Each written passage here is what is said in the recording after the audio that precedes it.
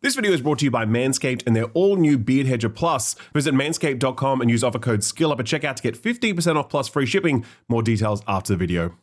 I had one question in my head the whole time I was playing Beast of Reincarnation. All the money that Game Freak makes off Pokemon, where does it go? Pokemon is the single most profitable IP in the history of the human species. Literally, nothing makes more money than Pokemon, so where does it all go? We know it's not going into the Pokemon games, we can tell that just by looking at them, and now having played Beast of Reincarnation, it's pretty clear that money wasn't flowing into this either, because this unfortunately is a big disappointment. I say that as someone who was really interested in Beast of Reincarnation before its release. I've been tracking it since its initial reveal. I'm a bit of a sucker for Nier Slop, Nier Automata, Stellar Blade, anime waifus kicking the shit out of stuff. I'm an easy mark for it. I'm also into this aesthetic and setting. What if the post-apocalypse, but instead of barren industrial wasteland, nature had reclaimed the world? I love that idea, it's cool, it's interesting, but Beast of Reincarnation doesn't come anywhere near realizing the potential of that vision. The flashy trailers are the best possible glimpse of this game. The reality is very different. The most important thing to understand about Beast of Reincarnation is that it actually wouldn't be so bad if Game Freak had just resigned themselves to the 10 hours of content they had, rather than trying to stretch it out over 20 hours. There's a decent enough game here, but it's stretched out and doled out in the slowest, most painful, piecemeal way imaginable, relying on empty levels and repetitive enemy encounters to pad out the runtime. Bosses are the perfect example. You play a game like this and you expect to run into new bosses at the end of each level, but would it surprise you to learn that the entire middle stretch of the game, a good 4 to 5 hours, is just spent clearing new areas only to arrive at bosses that you've already killed, just high-level versions of them with exactly the same movesets,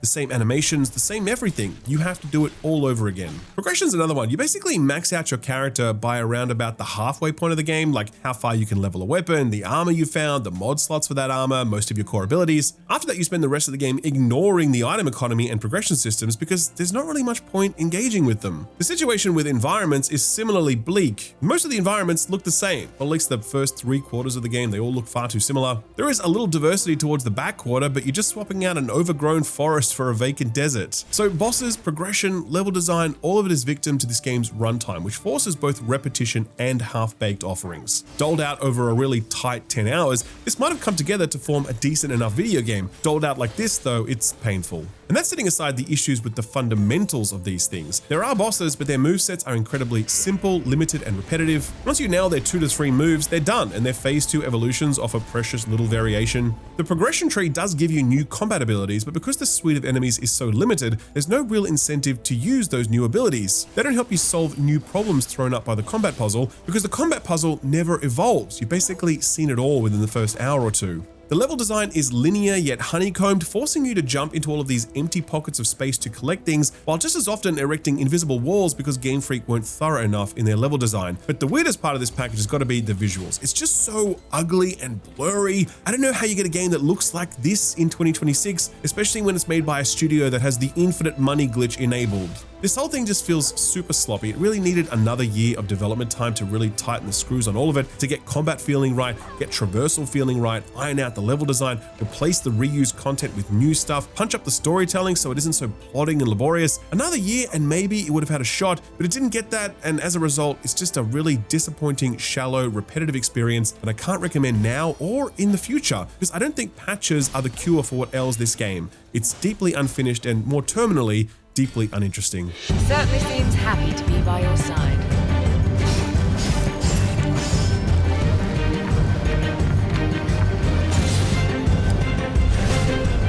Let's start with technicals. I reviewed this on a high-end PC and performance there is good enough. That's certainly not the case on lower-end machines though. Look at the Steam reviews and you'll see loads of performance complaints there. It reportedly runs okay on PS5, but around launch on Xbox, it was essentially unplayable, with frame rates dropping down into single digits. That's apparently been fixed with a recent patch, but it's pretty ridiculous that the game shipped in that state on Xbox and that reviewers were playing through it in that state. It's a clear example of how thrown together all of this feels. On visuals, I will say that what you might think about the visuals is really going to change depending on which exact frame you are looking at and the circumstances of that frame. I can show you any frame from like God of War and most of them look pretty good no matter what. There's consistency to the art design and the image quality, not so with Beast of Reincarnation. The art design is a very strange patchwork, industrial wasteland and factories and automatons smashed together with natural landscapes and rocky formations, and overlaid on top of all of that is this massive overgrown shrubbery. It's a messy concoction that could have come together, but just doesn't here.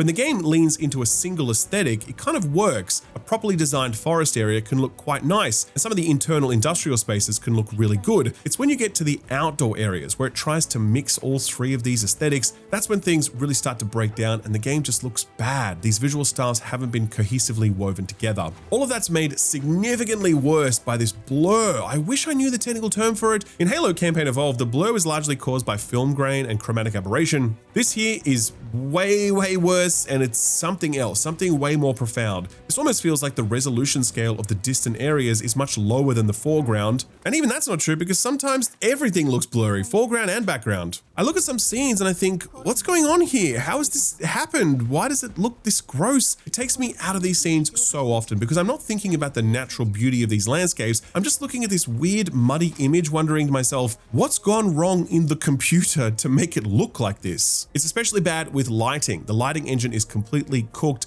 Lighting is either on or off. A good example is this cave where light shafts are meant to be coming through. You can see how much they blast out here with no subtlety at all. Same with these god rays coming down. You can see how noisy they are and they just look awful. Very often you'll be exploring a space in the daytime because there is actually a day-night cycle here, and you simply can't see what's in front of you because of this blinding white light. It's terrible. It's rare these days to look at a modern game and genuinely have to critique its ability to generate a quality image. We touched on it a little in the Halo review, but there was some settings obstructing the image. Take those settings off and it will look better. I don't imagine there's a quick fix here. This is much more deeply baked in, and I don't think 1 or 2 or even 10 patches are going to fix what's going on here. There are other technical issues too, but the most disruptive issue I faced is the camera during combat, which is horrendous. It constantly swings around, there's no centering, no way to clearly frame the action. You're constantly surrounded by enemies and the camera makes no effort to show you all of that action. On top of that, the camera control stick is the same stick that controls target lock-on selection, and you can't change that setting in the menu, by the way. So trying to move the camera often just results in you accidentally targeting an enemy that you didn't want to target. Fundamentally, this just means that most of the time you're fighting the camera. That's particularly bad in this boss fight where a number of small enemies spawn alongside a boss with a massive hitbox. I swear to God, the only thing that makes this fight difficult is the camera. And it's a twofold problem because not only do these little robots make target locking annoying, but the lock-on also targets the head of the boss and you can't really pull it off there. So it's very easy to take big swings at the air because the lock-on hasn't been properly calibrated and the hitbox isn't right. It is incredibly frustrating to dump your cooldowns and then get massively screwed by both camera and enemy hitbox issues. I hated this boss so much.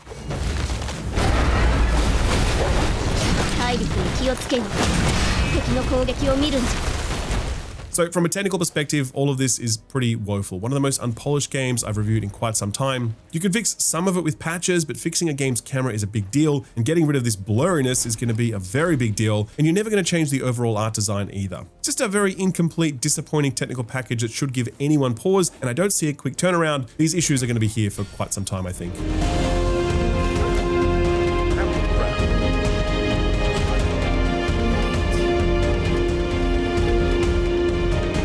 Level design is very weird in Beast of Reincarnation. It's not an open world game, it's a level-based game where you journey between a number of semi-open world hubs. The first one you get to is quite deceptive in that it's fairly large and it gives you a fair amount of freedom to explore in different directions, and there's an incentive to do that exploration early on because the progression systems are firing on all cylinders. It feels pretty good and it seems promising, but it's a promise thoroughly broken as you get later into the game and realize that that level was an anomaly because the vast majority of the other levels are not like it. They're very linear levels dressed up as semi-open world explorable spaces. Imagine really wide but linear canyons or quarries or factories that might give you a small branch left or right, but that's about it. You're being shuttled down these fairly linear spaces most of the time. You might expect the offshoot paths in games like this to offer up some variety, some puzzles, some different enemy encounters, some side quests offering unique story vignettes, etc. But none of these side paths offer anything like that. Think of a river with a small creek veering off to the side. The creek's function is the exact same as the rivers, just on a smaller scale. These offshoot areas are just little creeks. They offer the same thing the main path does, only less of it. And they almost exclusively reward you with currencies and items that are only useful to you in the first half of the game, after which point they stop being useful because you've maxed out what they provide to you, so you have no incentive to even pick this stuff up. There's also a general unpleasantness to exploring these levels because of the way that the level design works and the controls work. These levels are meant to be very vertical spaces, and you've got a grapple you can use to pull up to certain places, but the grapple point only appears in very specific places, not everywhere. And yet there are lots of secrets hidden high up, so you're expected to kind of jump around the geometry to reach them, and most of the geometry is just empty shelving. It's genuinely hard to explain it because I've never encountered another game with the same approach to level design, but it mostly just results in you feeling like you're exploring unfinished levels. Like there should be more stuff around you, more enemies, more structures, more environmental storytelling, more anything, but it's all just empty except for the one shining collectible waiting for you at the top, and most of the time when you pick it up you realize you didn't need it anyway. All of this is made worse by the traversal, which is awkward. Your jump sort of fires roots out underneath you to carry you forward, but it doesn't have enough forward momentum and it feels very unpleasant to use. So the levels are ugly and weird and not fun, and they all kind of feel the same, and they aren't rewarding, and they feel bad to move through. But believe it or not, it actually gets worse because as you approach the back end of the game, Game Freak completely gives up on the illusion of interesting spaces and just starts shuttling you through, literally. There's one area later in the game where you see this huge expansive level in front of you, and you think that there must be a lot to explore here, but in reality, you're standing on top of a cable car that runs for like 3,000 meters. It's a long ride where you just stand there doing nothing, and all the geometry underneath you is pointless. It's just intended for you to look down on while you cruise over it on your gondola. Quite a few of the later levels have a similar feeling to this actually,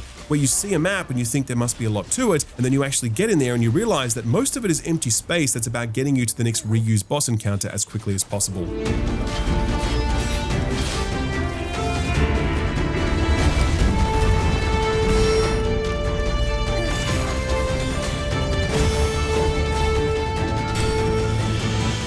Is the centerpiece of Beasts of Reincarnation. There are some good aspects, but generally speaking, your appreciation for them gets worn down by all the negatives. We've already covered the camera and how disruptive it is during combat. There are plenty of other issues too. Perhaps the biggest one is enemy variety, which is extremely limited. There are really only 3 to 4 robotic type enemies and 3 to 4 animal type enemies. To be fair, there are technically more than this, but you run into the others so infrequently that it ultimately feels like you're fighting the same 3 or 4 enemies throughout the entire game. Within those enemies, there isn't nearly enough variation in what they are and how they function and how they contribute to the battlefield. There's essentially an archer type robot and a melee sword robot, and everything really is just variations on the sword robot. One is just a fodder type enemy that goes down really easily. One is a big looking samurai dude who will definitely mess you up if you aren't paying attention. One dual wields katanas and he will really mess you up very fast. There are some other subtle variations, but ultimately it feels like you're fighting the same type of enemy over and over. You might hope some identity would come through in the bestial enemies, but it doesn't. They also just melee you, their attack patterns are quite similar to one another, and they're very telegraphed. You see all of these enemies very early on, so once you learn their attack patterns within the first hour or two, you're essentially just rinsing and repeating that throughout the rest of your playthrough. As repetitive as the enemies are, the bosses are much, much worse. They're almost all bigger variations of the smaller bestial enemies you were fighting earlier. They do have expanded movesets though, they're not one-to-one. You're really not going to struggle to get these bosses down. You can learn them within the first 1 to 2 wipes, then rinse and repeat. They do have a phase 2, which is meant to be them going Super Saiyan and really changing things up, but it's basically the same. Most of their attacks are repeated, so it feels like you're doing the same fight twice. But you're not just doing it twice.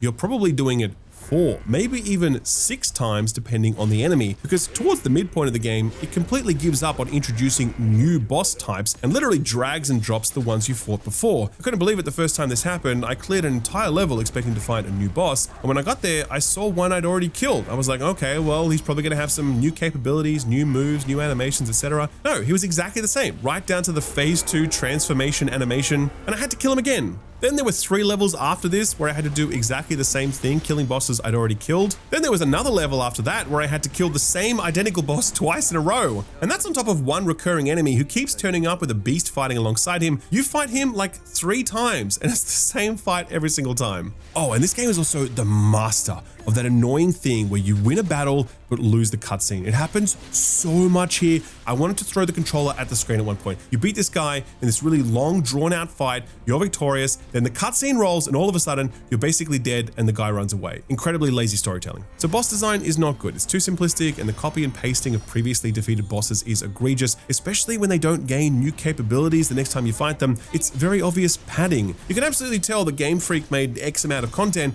and then had a mandate from on high to get the runtime up, and this was the proposal to do it. Build really generic feeling, empty levels with reused enemies and reused boss encounters at the end. They honestly could have just cut a quarter of this game and absolutely nothing of value would have been lost. Related to combat is another major shortfall: progression. There are functioning itemization and ability progression systems here, but it's clear these systems weren't aligned to the increased, artificially inflated runtime. They were built for a game which would have been the right length, which is why you max out many of your progression metrics within the first half of the game. By around the halfway point, you can already fully upgrade your swords, get the most meaningful upgrades on your character sheet, and you've got most of the armor and mods you need. Your upgrades for your dog companion similarly max out very early. I was really hoping at the halfway point that new progression systems would open up, but they didn't. This has an important knock-on impact. Combat never becomes more interesting after that point. Very early on, you've unlocked the full combat sandbox and the weapons you get don't evolve at all. The skill tree does give you new attacks, but crucially, because the enemies don't change in the later part of the game, the new attacks give you very little utility. They're not solving any new problem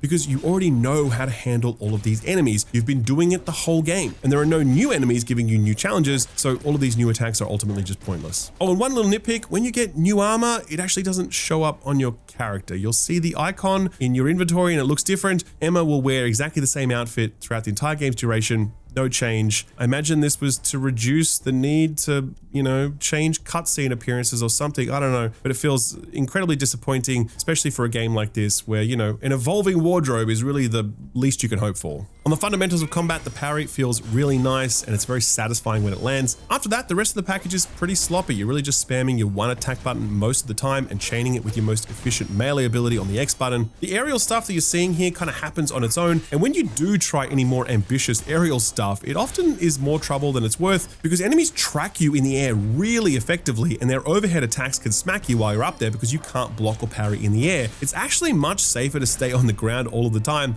especially against bosses. So combat really doesn't feel great in this game. There are moments when a nice series of parries land and the animation flashiness is genuinely good. You might look at it and think, hey, this looks pretty cool. And you'd be right. It does look pretty cool. Playing it is a very different story. It's far too easy, far too repetitive. The enemy variety is too limited. The bosses are too recycled. And overall, it's just not a worthwhile experience for people who enjoy this genre. The sort of people that enjoy character action games or Nier Automata or Stellar Blade, I think they're going to find themselves really disappointed with this one.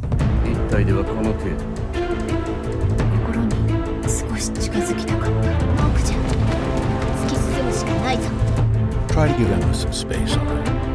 I probably would have been sort of okay with a lot of this stuff if the story really hit. Look at something like Nier Automata. It's not the best action game ever made. Its visuals are pretty basic. Its enemy variety is pretty limited. That storyline, those characters, that music, that was generational, man. If you can get one thing really right in a game like this, it should be your combat. But failing that, you really ought to get your story right. Unfortunately, the story here is not great, but the way it's told is truly awful. To this point, I've described a game that feels like 10 hours of content stretched out over 20. The clearest example of that is the reused bosses. The second clearest example is this approach to storytelling. The main character, Emma, is this vacant girl who hasn't got a soul and she seems to be some sort of synthetic, and the whole time she's kind of like, oh, kindness, what does kind mean? Friends, what does friend mean? The ocean, I've never heard of that. Like, this sort of shit over and over again at this point is so tropey, and it's been done better by all of the games that clearly inspire this one. All of the storytelling is in that same vein. You basically have a small group of companions around you, and one of them is a small girl who cooks for you, and every conversation with her feels like this. She's strong, and her hair is long. Wow. I wonder just how strong she is. Her hair's long. Maybe I should grow mine out too. Oh, I can write this in my diary. See what I mean? Nothing is really said there. It's obviously intended to slowly eke out a feeling of affection and tenderness, a slow build of trust breaking down the barrier of awkwardness, drip fed over 20 hours so it becomes something, but it doesn't ever become anything other than really frustrating and boring, because the next time you click on these cutscenes, you're thinking, what's it going to be this time? And it's always some stupid nonsense about how nice it is to eat dinner with a friend or something. The storyline does go somewhere in the end, but Emma as a main character is a massive whiff. She's obviously that, Eve/2B style character meant to go through an arc that leads to her becoming more human and understanding the nature of her own humanity and free choice and so on. It does all the things you'd expect, but you've seen it before and it doesn't really land here because Emma stays so vacant and vacuous the entire time. Even when she's having her emotional breakthroughs, she's just boring. The whole cast is boring, they truly are. But there are genuinely great moments in this game's storytelling, and had they been delivered at a steady clip, I might have been on board. Instead, I came to truly resent the fade to black that presages yet another slow, dull, drawn-out cutscene that is clearly meant to serve as padding before the next actual interesting thing happens.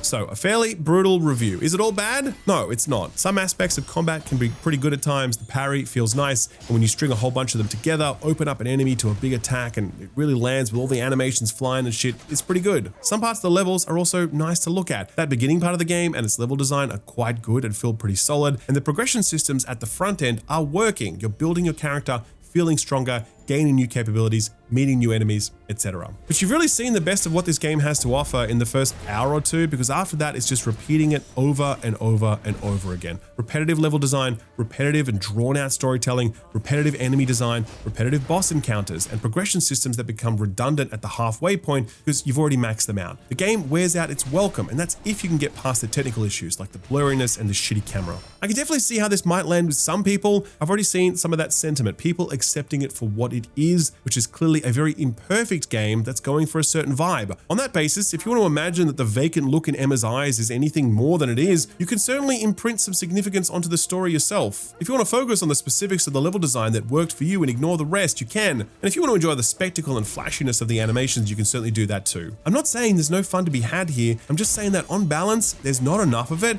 and what little there is made worse by being stretched out over a 20-hour period when, had it been smartly portioned and delivered inside of 10 hours, this could have worked enough to squeak by. Ultimately, this is just a real bummer. We like to make jokes about Game Freak and Pokemon, but this was their chance to redeploy their considerable resources towards something, and this just feels really rushed and, ironically enough, low budget, the kind of project that's made on a shoestring, except it's actually being made by literally the most profitable studio on the planet. I think it was totally fair to have expected a lot more from this, but in the end it delivers very little, and what little it does deliver is recycled ad nauseum until the reserves of your patience and goodwill are thoroughly spent.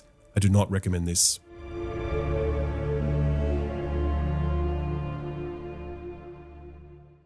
I know some of you alpha dogs out there have beards bigger than Hagrid's, and if you want to keep it looking a touch tidier than the big man, then you should check out the Beard Hedger Plus from this video sponsor, Manscaped. This thing is a next-generation beard maintenance tool supporting modern flourishes like USB charging, a tri-level LED battery light so you can see how charged it is, and it's waterproof so you can trim in the shower and wash it afterwards with ease. But the most important feature is its adjustability. With 2 detachable combs and 14 separate length settings, trimming your beard to the perfect height has never been easier. Just attach the comb and slide it up and down with a press of your finger. Easy peasy. This device is so good, it's making me wish I had a beard so I could trim it. But alas, that impossible dream is beyond me. It's not beyond you though, and to sweeten the deal, Manscaped are offering a discount to viewers of this channel. Get 15% off plus free shipping when you visit manscaped.com and use offer code SKILLUP at checkout. You can also get these at your local retailer, but you won't get that discount. So if you do want to save that cash, then visit manscaped.com and use offer code SKILLUP at checkout for 15% off plus free shipping. Thanks Manscaped for sponsoring the video, and thank you for watching it.